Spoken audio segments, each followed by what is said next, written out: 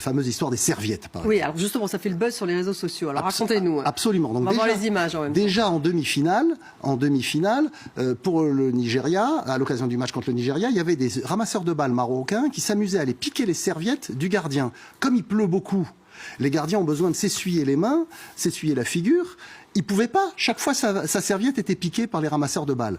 Donc, l'entraîneur sénégalais, Pape Thiaw, on dit souvent que ça se joue à des détails à ce niveau-là. Il a mis le deuxième gardien, le gardien remplaçant, Yehvan Diouf, qui est gardien professionnel à Nice en France, il l'a mis à côté du gardien titulaire dans le but pour qu'il puisse garder la serviette. Vous vous rendez compte le grotesque de la situation? Et malgré cela, on a eu quand même, on voit sur les images, on a eu des ramasseurs de balles qui sont venus essayer d'arracher la serviette au gardien Yehvan Diouf. Et ça, alors que l'arbitre était en train de diriger la partie, puisque le jeu continuait.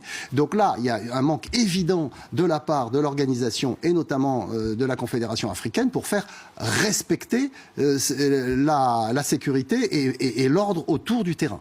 Donc ça, c'est des images tout à fait scandaleuses, qui vont se retourner forcément contre les Marocains, parce que c'est quand même eux qui accueillaient, et qui avaient la responsabilité, sous l'égide de la Confédération africaine, donc de s'assurer que ce match se déroule dans de bonnes conditions.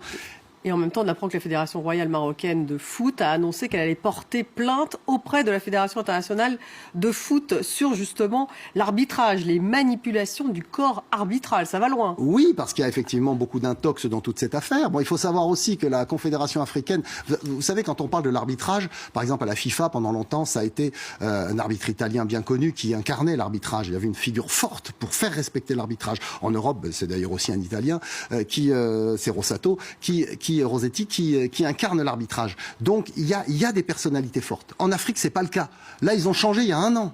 C'était un Ivoirien qui a été débarqué. On a mis à sa place un Malien, puis en fait celui qui décidait, c'était un Camerounais. Donc l'arbitrage n'est pas C'est de l'amateurisme, c'est un manque de professionnalisme. Non, c'est que l'arbitrage n'est pas assez indépendant. Il est trop sous influence des pouvoirs politique.